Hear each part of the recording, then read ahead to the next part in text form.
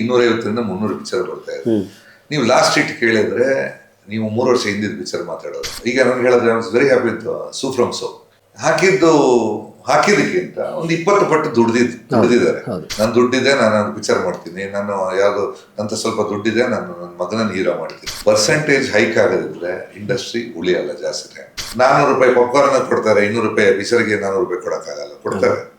ಅದನ್ನು ಕಂಟ್ರೋಲ್ ಮಾಡಿದ್ರೆ ನಮಗೆ ಜನ ಜಾಸ್ತಿ ಬರ್ತಾರೆ, ಅಥವಾ ಇನ್ನೊಬ್ಬರಿಗೆ ಕಮ್ಮಿ ಹೋಗುತ್ತೆ, ಯಾವ್ದು ಬರಲ್ಲ. ಇಲ್ಲಿಗ ಶಾಬಾದು ಯಾರ ಹತ್ರ ಹೋದ್ರೆ ಇಲ್ಲ ಅದೇ ಮಾಡ್ಲೇಬೇಕು ಅಂತಾರೆ.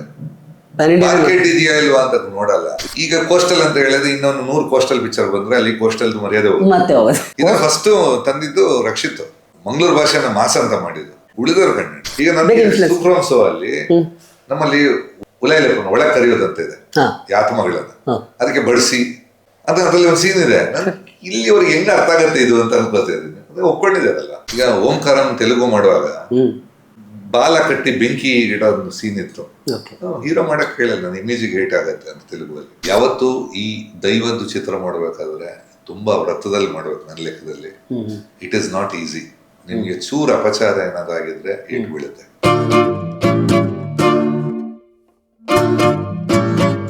ನೀವು 100 ಸಿನಿಮಾಗೆ ರೇಷಿಯೋ ಈಗ 200-250 picture. I think last year it's more than, ನಮ್ಗೆ ಮಾರ್ಚ್ ಒಳಗೆ 100 ಪಿಕ್ಚರ್ ರಿಲೀಸ್ ಆಯ್ತು. ಆಕ್ಚುಲಿ ರಫ್ಲಿ 250ರಿಂದ 300 ಪಿಕ್ಚರ್ ಬರ್ತಾ ಇದೆ. ನೀವು ಲಾಸ್ಟ್ ಹಿಟ್ ಕೇಳಿದ್ರೆ ನೀವು 3 ವರ್ಷ ಹಿಂದಿನ ಪಿಕ್ಚರ್ ಮಾತಾಡೋದು. ಹಾರ್ಡ್ಲಿ ನಿಮ್ಗೆ 200ರಲ್ಲಿ 2 ಪಿಕ್ಚರ್ ಅದು ಒಂದು 5 ಮೂವಿ ಹಾಕಿ ದುಡ್ಡು ಕವರ್ ಆಗುತ್ತೆ. Basically it's a sick industry. ಇದು ನಾವು ಅರ್ಥ ಮಾಡ್ಕೊಳ್ಳಲ್ಲ. ನಾವಿನ್ನ ಸಿನಿಮಾ ಪರ್ಸೆಂಟೇಜ್ ಯಾವತ್ತು ಕಮ್ಮಿ ಆದ್ರೆ ಇಂಡಸ್ಟ್ರಿ ಹಾಕೋ ದುಡ್ಡು ಏನು ಬರೋ ದುಡ್ಡು ಇರುತ್ತೆ ಇಂಡಸ್ಟ್ರಿ ಅಂತ ಲೆಕ್ಕ ಹಾಕಿದ್ರೆ. So basically it is going bad until new talents ಹೊಸ. ಈಗ ನನ್ಗೆ ಹೇಳಿದ್ರೆ I was very happy with sue from so. ಹಾಕಿದ್ದಕ್ಕಿಂತ ಒಂದು 20 ಪಟ್ಟು ದುಡ್ದಿದ್ದಾರೆ. ಈ ತರದ ಒಂದು ವರ್ಷಕ್ಕೆ ಒಂದು 10 ಪಿಕ್ಚರ್ ಬಂದ್ರೆ ಇಂಡಸ್ಟ್ರಿ ನಿಜ ಚೆನ್ನಾಗಿರುತ್ತೆ. But for that you need talent. ಈ ಇಂಡಸ್ಟ್ರಿ ನಡೆಯೋದು ದುಡ್ಡಿಂದಲ್ಲ, ಬಿಸ್ನೆಸ್ ಇಂದಲ್ಲ, ಬರೀ ಟ್ಯಾಲೆಂಟ್ ಇಂದ. ಇದು ಮೊದಲು ಅರ್ಥ ಮಾಡ್ಕೋಬೇಕು. ಇಲ್ಲಿ ಏನಂದ್ರೆ ಎಲ್ಲರೂ ನನ್ನ ದುಡ್ಡಿದೆ, ನಾನು ಪಿಕ್ಚರ್ ಮಾಡ್ತೀನಿ, ನಾನು ಯಾವ್ದು ಅಂತ ಸ್ವಲ್ಪ ದುಡ್ಡಿದೆ, ನಾನು ನನ್ನ ಮಗನ ಹೀರೋ ಮಾಡ್ತೀನಿ, ನನ್ನ ದುಡ್ಡಿದೆ, ನಾನು ಯಾವ ರೇಪರ ನಾನು ಕೂತ್ಕೊಂಡು ಮಾಡಿಸ್ತೀನಿ. ಏನು ಕೂತ್ಕೊಂಡು ಮಾಡ್ಸಕ್ಕಾಗಲ್ಲ. ಅವ್ರವ್ರ ಟ್ಯಾಲೆಂಟ್ ಅಲ್ಲಿ ಅವ್ರವ್ರ ಕೆಲಸ ಮಾಡ್ಬೇಕು. ಈ ಚಿತ್ರದ ರಂಗದಲ್ಲಿ ಪರ್ಸೆಂಟೇಜ್ ಹೈಕ್ ಆಗೋದಿದ್ರೆ ಇಂಡಸ್ಟ್ರಿ ಉಳಿಯಲ್ಲ ಜಾಸ್ತಿ ಟೈಮ್. ಅದಕ್ಕೆ ಇವತ್ತು OTT ಸೇಲ್ಸ್ ಇಲ್ಲ. ಕಾರಣ ಏನು? ಚಿತ್ರ ಚೆನ್ನಾಗಿ ಬರ್ತಾ ಇಲ್ಲ, ನಂಬಿಕೆ ಇಲ್ಲ. 4 ಪಿಕ್ಚರ್ ಹೋಯ್ತು, 4 ಪಿಕ್ಚರ್ ಬಂದು ಅಂತ ಎಲ್ಲ ಇಂಡಸ್ಟ್ರಿಯಲ್ಲಿ ಇರ್ತಾರೆ. ಇದಂಗಲ್ಲ, ಹಾಕಿದ್ರಲ್ಲಿ 10, 9 ಹೋಯ್ತು. ಇದಕ್ಕಿಂತ ಗ್ಯಾಮ್ಲಿಂಗ್ ಬೆಟರ್ ಅನ್ಸುತ್ತೆ. ಇಟ್ಸ್ ಯಾಕಂದ್ರೆ ವೆರಿ ರೇರ್ ಕೇಸ್. ನಿಮ್ಗೆ 100ರಲ್ಲಿ 1, 2 ಅನ್ಕೂಡ್ಲೆ ಚಾನ್ಸಸ್ ತುಂಬಾ ಕಮ್ಮಿ. It is not about the industry. Definite. ಈಗ ಮೊನ್ನೆ ತನಕ ಆಯ್ತಾ, ಕನ್ನಡ ಚಿತ್ರ ನೋಡಲ್ಲ, OTT ಬಂದಿದೆ. ಫಿಲ್ಮ್ ಜನ ಥಿಯೇಟರ್ ಬಿಟ್ಬಿಟ್ಟಿದ್ದಾರೆ. ಹೆಂಗಪ್ಪ ಸಾಯಿರಾಗೆ ಮತ್ತೆ ಇದಕ್ಕೆ ಸೂಫ್ರಮ್ ಶೋ ಜನ ಬಂದ್ರು, ಎಲ್ಲಿಂದ ಬಂದ್ರು? ನರಸಿಂಹ ಎಲ್ಲಿಂದ ಜನ ಬರ್ತಾರೆ? ಅದೇ ಜನ ತಾನೇ ಬರೋದು. ಈಗ ಸೂಫ್ರಮ್ ಬೇರೆ ಜನ ಬರ್ತಾರೆ, ಕನ್ನಡಿಗರೇ ಬರೋದು. ಕನ್ನಡಿಗರು ಒಂದಕ್ಕೆ ಬರ್ತಾರೆ, ಇನ್ನೊಂದಕ್ಕೆ ಏನಕ್ಕೆ ಬರ್ತಾ ಇಲ್ಲ, ಅಷ್ಟು ನಾವು ಅರ್ಥ ಮಾಡ್ಕೋಬೇಕು ಅಷ್ಟೇ. ಸಿಂಪಲ್ ಲಾಜಿಕ್ ಅಷ್ಟೇ. ಸಕ್ಸಸ್ ಅದೇನು ಓಹೋ ಅಂತ ಏನೋ ದೊಡ್ಡದಾಗಿ ಏನು ತೋರಿಸಿಲ್ಲ. ಅಲ್ಲಿ 25 ಫೈಟು, ಗಾಳಿಯಲ್ಲಿ ಹಾರೋದು ಏನಿಲ್ಲ. ಯಾವ್ದಾದ್ರು ಸ್ವಲ್ಪ ಲೈಟ್ ಆಗಿ ಯಾವ್ದು ಹಳ್ಳಿ ಅಟ್ಮಾಸ್ಫಿಯರ್ಸ್ ಹೋಗಿದೆ, ಅದು ಕಲೆಕ್ಟ್ ಮಾಡೋದು ಬೇರೆ ತಲೆ ಇಲ್ವ ಅನ್ಸಲ್ವಾ? ತುಂಬಾ ಸಹಜವಾಗಿ ನಮ್ಮ ನಡುವೆ ಇರೋ ಕಥೆಗಳು, ನಮ್ಮ ನಡುವೆ ಇರೋ ಪಾತ್ರಗಳು. ಸೊ ಅದನ್ನ ನಾವು ಅರ್ಥ ಮಾಡ್ಕೋಬೇಕು, ಮೇಕರ್ಸ್ ಅರ್ಥ ಮಾಡ್ಕೋಬೇಕು. ಜನ ಯಾವ್ದು ಒಪ್ಕೋತಾ ಇಲ್ಲ. ಅದನ್ನೇ ನೀವು ತೆಲುಗು ತಮಿಳ್ ಪಿಕ್ಚರನ್ನೇ ಸಣ್ಣ ಬಜೆಟ್ ಅಲ್ಲಿ ಮಾಡಕ್ ಹೋದ್ರೆ ಯಾರು ನೋಡ್ತಾರೆ? ನಿಮ್ಗೆ ಅದೇ ದುಡ್ಡಿಗೆ ದೊಡ್ಡ ಪಿಕ್ಚರ್ ಸಿಗೋದು. ಆಮೇಲೆ ಯಾವ್ದು ಇದು ಅಷ್ಟೇ. ಯಾವ್ದು ನಾವು ಥಿಯೇಟರ್ ನೀವು 200 ರೂಪಾಯಿ 400 ರೂಪಾಯಿ ಪಾಪ್ಕಾರ್ನ್ ಕೊಡ್ತಾರೆ, 200 ರೂಪಾಯಿ ಪಿಕ್ಚರ್ಗೆ 400 ರೂಪಾಯಿ ಕೊಡಕ್ಕಾಗಲ್ಲ, ಕೊಡ್ತಾರೆ. ಅದನ್ನು ಕಂಟ್ರೋಲ್ ಮಾಡಿದ್ರೆ ನಮಗೆ ಜನ ಜಾಸ್ತಿ ಬರ್ತಾರೆ, ಅಥವಾ ಇನ್ನೊಬ್ಬರಿಗೆ ಕಮ್ಮಿ ಹೋಗುತ್ತೆ, ಯಾವ್ದು ಬರಲ್ಲ. ಅದೆಲ್ಲ 100% ಇಲ್ಲ. ಒಳ್ಳೆ ಚಿತ್ರ ಇದ್ರೆ ಏನಿದ್ರು ಬರ್ತಾರೆ. ಬಟ್ ನೀವು ಒಂದು ಕಾಲಕ್ಕೆ ಈ ಪ್ಯಾನ್ ಇಂಡಿಯಾ ಅನ್ನೋದು ಇವಾಗ ಟ್ರೆಂಡು. ಬಟ್ ಮೊದಲೆಲ್ಲ ಬಹುಭಾಷೆಗಳಲ್ಲಿ ಸಿನಿಮಾಗಳು ಬಂದಿದೆ, ಬೈಲಿಂಗ್ವೆಲ್ಲು. ಇಲ್ಲಿಗ ಶಾಬಾದು ಯಾರ ಹತ್ರ ಹೋದ್ರೆ ಇಲ್ಲ ಅದೇ ಮಾಡ್ಲೇಬೇಕು ಅಂತಾರೆ. ಮಾರ್ಕೆಟ್ ಇದೆಯಾ ಇಲ್ವಾ ಅಂತ ನೋಡಲ್ಲ. ಇದು ಪ್ರಾಬ್ಲಮ್. ಯಾರಿಗೆ ಹೆಂಗೆ ಮಾರ್ಕೆಟ್? ನೀವು ಈಗ ಕೇರಳ ಚಿಕ್ಕದೇ ಮಾಡೋದು, ಅದನ್ನ ಡಬ್ ಮಾಡಿದಾಗ ಬೇರೆ ಕಡೆ ಹಿಟ್ಟಾಗತ್ತೆ. ನಾವು ಪ್ಯಾನ್ ಇಂಡಿಯಾ ಅಂತ ತಲೆಯಲ್ಲಿ ಇಟ್ಕೊಂಡ್ರೆ ಬಜೆಟ್ ಮಾತ್ರ ಜಾಸ್ತಿ ಆಗೋದು, ಕತೆ ಚೆನ್ನಾಗಿ ಆಗಲ್ಲ. ಈಗ ಕಾಂತಾರ ಏನು ಮಂಗಳೂರು ಅಲ್ಲಿ ಕಲ್ಚರ್ ತೋರಿಸಿದ್ರು. ಕಲ್ಚರ್ ಇಷ್ಟ ಆಯ್ತು, ಇಲ್ಲ ಜಗತ್ತಿನಾದ್ಯಂತ ಇಷ್ಟ ಆಯ್ತು. ನಾವು ನಮ್ದು ತೋರ್ಸಲ್ಲ ಅಂತ ನಾವ್ ಯಾವ್ದು ತಮ್ಮ ಆ ಕಡೆಯಿಂದ ಈ ಕಡೆಯಿಂದ ಕದ್ದು ಏನೋ ಮಿಕ್ಸ್ ಮಾಡಿ ನಾವು ಚಿತ್ರ ಮಾಡ್ತೀವಿ ಅಂದ್ರೆ ಆಗಲ್ಲ. ಸರಿ, ನೀವು ಹೇಳಿದ ಕರೆಕ್ಟ್. ಕಾಂತಾರ ಒಂದು ಸಣ್ಣ ಇದು ಅಲ್ಲಿದೇನೋ ಒಂದು ಕತೆ ತೋರಿಸಿದ್ರು, ಅದು ಇವಾಗ ತಾನಾಗಿ ಒಂದು ದೊಡ್ಡ ಪ್ರಾಡಕ್ಟ್ ಆಗಿ ಬೆಳೀತು. ಸೊ ಈಗ KGF ಆದ್ರೆ ಓಕೆ ಖರ್ಚು ಮಾಡಿದ್ದಾರೆ ತೆಗ್ದಿದ್ದಾರೆ ಅಂತ, ಅದು ಇನ್ವೆಸ್ಟ್ಮೆಂಟ್ ಅಂಡ್ ರಿಟರ್ನ್ಸ್ ಕರೆಕ್ಟ್. ಇದು ಬರೀ ಬ್ರೈನ್ ವರ್ಕ್, ಎಲ್ಲರೂ ಖರ್ಚು ಅದನ್ನ ಮಾಡಿದ ತಲೆ ಅಲ್ಲ, ಅಲ್ಲಿ ಖರ್ಚು ಮಾಡಿದ್ರು ಕೂಡ ಅಲ್ಲಿ ನೀವು ಹೇಳ್ದಂಗೆ ಕ್ರಿಯೇಟಿವ್ ವರ್ಕ್ ಇತ್ತು. ಅವ್ರೇನೋ ಒಂದು ಹೊಸ ತೋರಿಸಿದ್ರು KGF ಅಲ್ಲಿ, ಏನೋ ಒಂದು ಹೊಸ ತೋರಿಸಿದ್ರು. ಅಲ್ಲ that is made on that basis. Yes, that basis. That ಅದು ರಿಚ್ನೆಸ್ ತೋರ್ಸಕ್ಕೆ ಅಂತ ಮಾಡಿದ್ರು. ಬಟ್ ಡೆಫಿನೆಟ್ ಆಗಿ ಎಲ್ಲದಕ್ಕಿಂತ ಬೇರೆ ಲ್ಯಾಂಗ್ವೇಜ್ ಗಿಂತ ಜಾಸ್ತಿ ರಿಚ್ ಆಗಿ ತೋರಿಸಿದ್ದಾರೆ. ಅವ್ರು ಮಾಡಿರೋ ಕ್ಯಾನ್ವಾಸ್, ಅವ್ರು ಮಾಡಿರೋ ಬಜೆಟ್ಗೆ ಅವ್ರ ಇದಕ್ಕೆ ತುಂಬಾ ದೊಡ್ಡದಾಗಿ ತೋರಿಸಿದ್ರು. ತುಂಬಾ ದೊಡ್ಡದಾಗಿ. ಈಗ ನಾನು ಆ ತರ ತೋರಿಸ್ತೀನಿ ಅಂತ ಇನ್ನು 10 ಸಿನಿಮಾ ಮಾಡಿದ್ರು ಜನ ನೋಡಲ್ಲ. ಅಲ್ಲ ಆ ತರ ಖರ್ಚು ಮಾಡಕ್ಕಾಗಲ್ಲ. ಆಗಲ್ಲ. ಆಮೇಲೆ ಖರ್ಚು ಮಾಡೋದು ಒಂದೇ ಅಲ್ಲ, ನಿಮ್ಗೆ ರಿಸಲ್ಟ್ ಬರ್ಬೇಕು. ಖರ್ಚು ಮಾಡೋರು ಎಲ್ಲ ಬಾಂಬೆ ಎಲ್ಲ ದೊಡ್ಡ ದೊಡ್ಡ ತೆಲುಗು ಪಿಕ್ಚರ್ ಅಲ್ಲಿ ಜಾಸ್ತಿ ಇದಕ್ಕಿಂತ ಜಾಸ್ತಿ ಖರ್ಚು ಮಾಡ್ತಾರೆ. ಸೊ ನೀವು ಕೋಸ್ಟಲ್ ಇಂದ ಬಂದಿದ್ರಿಂದ ಅಲ್ಲಿಂದಾನೇ ಶುರು ಮಾಡಿದೆ. ಈಗ ನಮ್ಮ ಇಂಡಸ್ಟ್ರಿ ಹೆಚ್ಚು ಕಮ್ಮಿ ಕೋಸ್ಟಲ್ಗೆ ಬಂದು ನಿಂತುಬಿಟ್ಟಿದೆ. ಸುಮ್ಮನೆ ನೋಡಿ, ಕೋಸ್ಟಲ್ ಎಲ್ಲ ಪ್ರತಿಯೊಂದು ಉತ್ತರ ಕರ್ನಾಟಕನೂ ಅಷ್ಟೇ ಭಾಷೆ ಅಥವಾ ಅಲ್ಲಿ ಕತೆ ಅಲ್ಲಿಲ್ಲ ಎಲ್ಲ ಒಂಥರ ಚೆನ್ನಾಗಿರುತ್ತೆ. ಈಗ ಕೋಸ್ಟಲ್ ಅಂತ ಹೇಳಿದ್ರೆ ಇನ್ನೊಂದು 100 ಕೋಸ್ಟಲ್ ಪಿಕ್ಚರ್ ಬಂದ್ರೆ ಅಲ್ಲಿ ಕೋಸ್ಟಲ್ ಮರ್ಯಾದೆ ಮತ್ತೆ ಹೋಗೋದು. ಈಗ ಜನ ಅಂದ್ರೆ ಅದು ಹಿಟ್ಟಾಯ್ತಾ, ಇನ್ನು ಆ ಡೈರೆಕ್ಷನ್ 20 ಪಿಕ್ಚರ್ ಮಾಡ್ತಾರೆ. ಈಗ ನಾವು ಹೇಳಿದಲ್ಲ ಟೊಮೆಟೊ ಮತ್ತೆ ಅದೇ ವಿಷಯ, ರೇಟ್ ಬಂತು ಅಂತ ಎಲ್ಲರೂ ಅದನ್ನ ಮಾಡಕ್ ಹೋದ್ರೆ ಅಷ್ಟೇ ಆಗೋದು. ಕೋಸ್ಟಲ್ ವುಡ್ ಅವರು ಈಗ ಬಂದಿರುವಂತ ಕೆಲವು ಪ್ರತಿಭೆಗಳು ಸ್ವಲ್ಪ ಸಿನಿಮಾದವರ ಯೋಚನೆನ ಬದಲಿಸಿದ್ರು ಅನ್ನೋದ್ರ ಬಗ್ಗೆ ಒಂದು ಪಾಸಿಟಿವ್ ನೋಡಿ. ಈಗ ಸೂ ಫ್ರಮ್ ಸೋ ಇವರು ಕೋಸ್ಟಲ್ ವುಡ್ ನವರು ಅಂತಲ್ಲ, ಇವರು ಹಾರ್ಡ್ ಕೋರ್ ಸ್ಟೇಜ್ ಆರ್ಟಿಸ್ಟ್. ಇವರೇನು ಕೋಸ್ಟಲ್ ವುಡ್ ಅಲ್ಲಿ ಸ್ಟಾರ್ಸ್ ಅಲ್ಲ. ಮಾಡಿರ್ಬೋದು, ಮಾಡಿದ್ದಾರೆ. ಯಾರು ದೀಪಕ್ ಆಗ್ಲಿ ಪ್ರಕಾಶ್ ಆಗ್ಲಿ ಮಾಡಿದ್ದಾರೆ, ಕನ್ನಡದಲ್ಲೂ ಮಾಡಿದ್ದಾರೆ.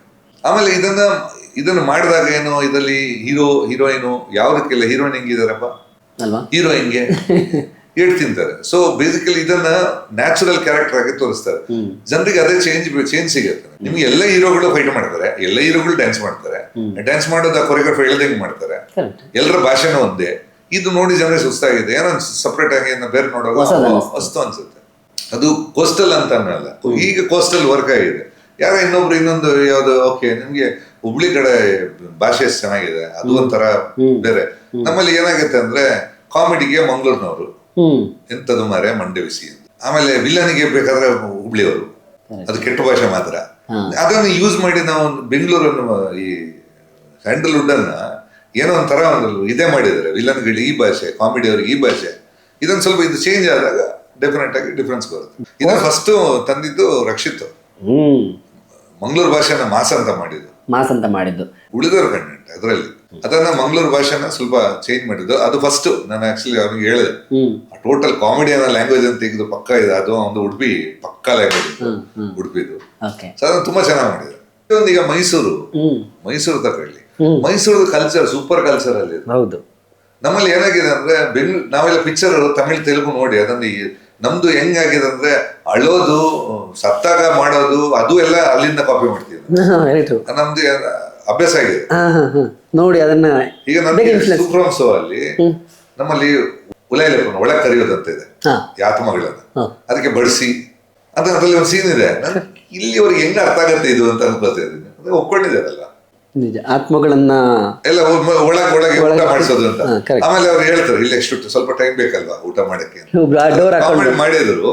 ಆ ಕಲ್ಚರ್ ಇದೆಯಲ್ಲ, ಇದು ತಮಿಳಾದ್ರೆ ನಾವು ಒಪ್ಕೋತೀವಿ, ನಮ್ಮಲ್ಲಿ ಅದನ್ನ ನಾವು ತಮಾಷೆ ಮಾಡ್ತೀವಿ. ಇದು ಹೆಂಗೆ ಇದನ್ನ ಒಪ್ಕೊಳ್ಳೋ ಪರವಾಗಿಲ್ಲ ಅನಿಸ್ತಾ ನನಗೆ. ಅಂದ್ರೆ ಜನ ಯಾವ್ದು ಎಲ್ಲ ಕಲ್ಚರ್ಗಳನ್ನ ಇಲ್ಲಿದು ಎಕ್ಸೆಪ್ಟ್ ಅಂತ. ಈಗ ತುಂಬಾ ಕಾಮಿಡಿ ಲೆಕ್ಕ 50% ಕಾಮಿಡಿ ಅರ್ಥ ಆಗಲ್ಲ ಇಲ್ಲಿ ಅವ್ರಿಗೆ. ಯಾಕಂದ್ರೆ ಲೈಟ್ ಟಿಂಟ್ ಸ್ವಲ್ಪ ಇದೆ, ಅದು ಗೊತ್ತಿದ್ರೆ ಕಲ್ಚರ್ ಗೊತ್ತಾಗುತ್ತೆ. ಕಲ್ಚರ್ ಗೊತ್ತಿರಬೇಕು, ಅವ್ರು ಹೇಳುವ ವಿಷಯ ಯಾವ್ದು ಕನೆಕ್ಟ್ ಆಗುತ್ತೆ ಅಂತ ಆ ಟೈಮಿಗೆ ಗೊತ್ತಾಗ್ಬೇಕು ಅವ್ರಿಗೆ. ರಪ್ ಅಂತ ಗೊತ್ತಾದ್ರೆ ಮಾತ್ರ ಅದು ನಗು ಬರುತ್ತೆ. ಬಟ್ ಇಲ್ಲ, ಈ ಸಿನಿಮಾನ ತುಂಬಾ ಜನ ಥಿಯೇಟರ್ ಒಳಗೆ ಕೂತ್ಕೊಂಡು ಎಂಜಾಯ್ ಮಾಡ್ತಾರೆ. ಬೇರೆ ಕಾಮಿಡಿ ಆರ್ಟಿಸ್ಟು ಅವನು ಅಂತ ಮಾಡೋದು, ಓವರ್ ಆಕ್ಟಿಂಗ್ ಮಾಡಿ ಅದೇನ ದೊಡ್ಡದಾಗಿ ಕಾಮಿಡಿ ಅಂತ. ಇದು ಸಿಕ್ಕಾಪಟ್ಟೆ ಸೆಟಲ್, ನಾವು ಎಲ್ಲ ಸೆಟಲ್ ಕಾಮಿಡೀಸ್ ಎಲ್ಲ ವರ್ಕ್ ಆಗುತ್ತೆ. ನಾನು ಅದು ರಾಜ್ ಶೆಟ್ಟಿದು ಅದ್ಯಾವ್ದು ಹೊಡೆದ ನಂತರ ಹೊರಡೆ ಬರ್ತಾನಲ್ಲಿ ಏನಾಗುತ್ತೆ ಸಣ್ಣದದು. ಆಮೇಲೆ ಹೀರೋಗಳು ಮಾಡಕ್ ಯೋಚನೆ ಮಾಡ್ತಾರೆ, ಈ ಕ್ಯಾರೆಕ್ಟರ್ ನಾವು ಹೊಡ್ತಾ ಇದೀನೋ ಅಂತ ಮಾಡಲ್ಲ ಅಂತ. ಅಲ್ಲ ನನ್ನ ಇಮೇಜು ಎಲ್ಲ ಇರುತ್ತೆ. ಈಗ ಓಂಕಾರಂ ತೆಲುಗು ಮಾಡುವಾಗ ಬಾಲ ಕಟ್ಟಿ ಬೆಂಕಿ ಇಡೋ ಒಂದು ಸೀನ್ ಇತ್ತು. ಓಕೆ ಹೀರೋ ಮಾಡಕ್ ಹೇಳಿಲ್ಲ, ನನ್ನ ಇಮೇಜಿಗೆ ಹೇಟ್ ಆಗತ್ತೆ ಅಂತ ತೆಲುಗುವಲ್ಲಿ. ಎಫೆಕ್ಟ್ ಆಗತ್ತೆ ಕತೆಗೆ ಎಫೆಕ್ಟ್ ಆಗತ್ತೆ. ಸಿಂಪತಿ ಬೀಳಲ್ಲ. ಪ್ರತಿಯೊಂದ್ರಲ್ಲಿ ನಾನು ಹೊಡಿಬೇಕು ಅಂತ ಇರುತ್ತೆ, ನನ್ನ ಇಮೇಜ್ ಅಂತ ಹೇಳಿ. ಅಲ್ಲ, ಕತೆ ಇಂಪಾರ್ಟೆಂಟ್. ನೀವು ಕತೆಗೆ ಬೇಕು, ಆ ಕ್ಯಾರೆಕ್ಟರ್ ಬೇಕಂದ್ರೆ ಬೇಕೇ ಬೇಕಾದ. ಎಲ್ಲದರಲ್ಲೂ ಹೀರೋಯಿಸಮ್ ಡಾಮಿನೇಟ್ ಮಾಡೋದನ್ನ ಅದು ಸ್ವಲ್ಪ ಏಟ್ ತಿಂತ ಇದೆ ಇಂಡಸ್ಟ್ರಿ ಈಗ ನಿಜ ಎಲ್ಲ ಇಂಡಸ್ಟ್ರಿಗೂ ಆಗಿದೆ ಅದು. ಬರೀ ಕನ್ನಡ ಕೇರಳದವ್ರು ಹಿಂಗ್ ಮಾಡ್ತಾರೆ. ನಾನು ಹೇಳೋದು ಕೂಲಿ ಎಲ್ಲ ಹುಡುಗ ಮಾಡಿದ್ದಾನೆ ಯಾರು ಮಲಯಾಳಿ ಅಂದ್ರೆ ಬೇಸಿಕಲಿ ಅದು ಅವನು ನನ್ನ ಕ್ಯಾರೆಕ್ಟರ್, ನಾನು ಇಲ್ಲ ನಾನು ಹಿಂಗ್ ಮಾಡ್ಬೇಕು, ಸಿಗರೇಟ್ ಸೇರ್ಬೇಕು, ಯಾವ್ದಿಲ್ವಲ್ಲ, ಲೂಸ್ ತರ ಆಕ್ಟ್ ಮಾಡ್ತಾರೆ, ಡ್ಯಾನ್ಸ್ ಮಾಡ್ತಾರೆ. ನಿಜ. ಅವನು ಮಂಜು ಮೇಲ್ ಬಾಯ್ಸಲ್ಲಿ ಇದ್ದಿದ್ದು 4-5 ಜನ ಇದ್ರು. ಅವ್ರ ಇಂಡಸ್ಟ್ರಿನ ಹೆಂಗ್ ಚೇಂಜ್ ಮಾಡ್ಬಿಟ್ರು ನೋಡಿ. ಒಂದ್ ಕಾಲದಲ್ಲಿ ಮಲಯಾಳಂ ಇಂಡಸ್ಟ್ರಿ ಅಂದ್ರೆ ಜನ ಭಯ ಬೀಳೋರು ಸಿನಿಮಾ ನೋಡೋಕೆ, ಅದಕ್ಕೆ ಬೇರೆನೆ ಅರ್ಥ ಆಯ್ತು, ಇಮೇಜ್ ಇತ್ತು. ಆಲ್ವೇಸ್ ಕಾಂಟೆಂಟ್ ಇಸ್, ನಾವು ಹೇಳೋದು ಕತೆ is more important than any image or production or ಎನಿಗಿಂತ ಕತೆ ಇಂಪಾರ್ಟೆಂಟ್. ಕತೆಗೆ ಏನ್ ಬೇಕು ಅಂತ ಮಾಡಿದ್ರೆ ಡೆಫಿನೆಟ್ ಆಗಿ 50% ಅಲ್ಲಿಗೆಲ್ಲ ಸಾಧ್ಯತೆ. ಸರ್, ಕೊನೆಯದಾಗಿ ಕಾಂತಾರ 2 ಬಗ್ಗೆ ಏನ್ ಅನ್ಸುತ್ತೆ? ಕಾಂತಾರ 1 ಬಗ್ಗೆ ದೊಡ್ಡ ಕ್ಯಾನ್ವಾಸ್ ಅಲ್ಲಿ ಬರ್ತಾ ಇದೆ. ಕಾಂತಾರ ಎಕ್ಸ್ಪೆಕ್ಟೇಷನ್ ಜಾಸ್ತಿ ಇದೆ, ಸೊ ಡೆಫಿನೆಟ್ ಆಗಿ ಲೋಡ್ ಜಾಸ್ತಿ ಇದೆ. Let's hope for the best ಅಂತ ಅಂದ್ರೆ ಕಾನ್ಫಿಡೆನ್ಸ್ ಇದೆ. ಯಾವತ್ತು ಈ ದೈವದ್ದು ಚಿತ್ರ ಮಾಡಬೇಕಾದ್ರೆ ತುಂಬಾ ವ್ರತದಲ್ಲಿ ಮಾಡ್ಬೇಕು. ನನ್ನ ಲೆಕ್ಕದಲ್ಲಿ ಇಟ್ ಈಸ್ ನಾಟ್ ಈಸಿ. ನಿಮ್ಗೆ ಚೂರು ಅಪಚಾರ ಏನಾದಾಗಿದ್ರೆ ಏಟ್ ಬೀಳುತ್ತೆ, ಏಟ್ ಸಖತ್ ಬೀಳುತ್ತೆ. ಈಗ ಲಾಸ್ಟ್ ಟೈಮು 100% ಅದನ್ನ ಚೆನ್ನಾಗಿ ಮಾಡಿದ್ದಾರೆ, ಇಲ್ಲದ್ರೆ ಆ ಸಕ್ಸಸ್ ಸಿಗಲ್ಲ. ಸಕ್ಸಸ್ ಸಿಕ್ಕಿದ್ರೆ 100% ದೈವದ ಬಲ ಇದೆ ಅಂತ ಲೆಕ್ಕ ನಾವು ನಂಬೋದಂಗೆ. ಸೊ ಇದು ಅಷ್ಟೇ, ಇದು ಫಸ್ಟ್ ಪಿಕ್ಚರ್ ಮಾಡಿದ್ರಿಂದ ಈ knows how to do it, hoping for the best. ಯಾಕಂದ್ರೆ ಕನ್ನಡಿಗ ಒಂದು ನ್ಯಾಷನಲ್ ಪಿಕ್ಚರ್ ಮಾಡುವಾಗ ನಾವೆಲ್ಲ ಕನ್ನಡಿಗರಾಗಿ ಒಂದು ಹೆಮ್ಮೆ ಅನ್ಸುತ್ತೆ. Let's hope for the best. ಎಲ್ರಿಗೂ ಕೂಡ ನಮಸ್ಕಾರಗಳು. ಈ ನಮ್ಮ ಡೈಲಿ ಮಾಧ್ಯಮ, ನಮ್ಮ ಸ್ನೇಹಿತ, ಸುಮಾರು ವರ್ಷದ ಗೆಳೆಯ, ಅಜಾತಶತ್ರು, ಸದಾ ನಗುಮುಖದ ವ್ಯಕ್ತಿತ್ವ, ಏನಾದರೂ ಹೊಸದಾಗಿ ಸಮಾಜಕ್ಕೆ ಕೊಡಬೇಕು, ಪತ್ರಿಕೋದ್ಯಮದಲ್ಲಿ ತನ್ನ ಹೆಸರನ್ನು ಚಿರಾಯು ಮಾಡಬೇಕು ಅಂತ ಆಸೆ ಪಡುವಂಥ, ತುಡಿತಾ ಇರುವಂಥ ಉತ್ಸಾಹಿ ಯುವಕ ನನ್ನ ಗೆಳೆಯ ಅಶೋಕ್ ಅವರ ಕನಸಿನ ಕೂಸಿದು ಡೈಲಿ ಮಾಧ್ಯಮ. ನನ್ನ ಮನಸಾರೆ, ನನ್ನ ಸಂಪೂರ್ಣ ಹೃದಯದಿಂದ ನಾನು ಶುಭವನ್ನು ಕೋರ್ತಾ ಇದ್ದೀನಿ. ಈ ಮಾಧ್ಯಮವನ್ನು ನೀವೆಲ್ಲರೂ ಕೂಡ ಪ್ರೀತಿಯಿಂದ ಸಬ್ಸ್ಕ್ರೈಬ್ ಮಾಡಿ ಬೆಳೆಸಿ. ನನಗೆ ಖಂಡಿತ ನಂಬಿಕೆ ಇದೆ, ನಿಮಗೆ ನಿರಾಶೆ ಮಾಡದ ರೀತಿಯಲ್ಲಿ ಒಳ್ಳೊಳ್ಳೆ ಕಂಟೆಂಟ್ ಓರಿಯೆಂಟೆಡ್ ವಿಷಯಗಳನ್ನು ನಮ್ಮ ಅಶೋಕ್ ಅವರ ನೇತೃತ್ವದಲ್ಲಿ ಈ ತಂಡ ಕೊಡ್ತೇನೆ ನಂಬಿಕೆ ಇದೆ. ನಾನು ಅವ್ರ ಜೊತೆ ಕೈ ಜೋಡಿಸ್ತೀನಿ, ನೀವುಗಳು ಕೂಡ ಅವ್ರ ಜೊತೆ ಕೈ ಜೋಡಿಸಿ ಒಟ್ಟಿಗೆ ನಮ್ಮ ಡೈಲಿ ಮಾಧ್ಯಮವನ್ನು ನಾವು ಬೆಳೆಸೋಣ. ಧನ್ಯವಾದ.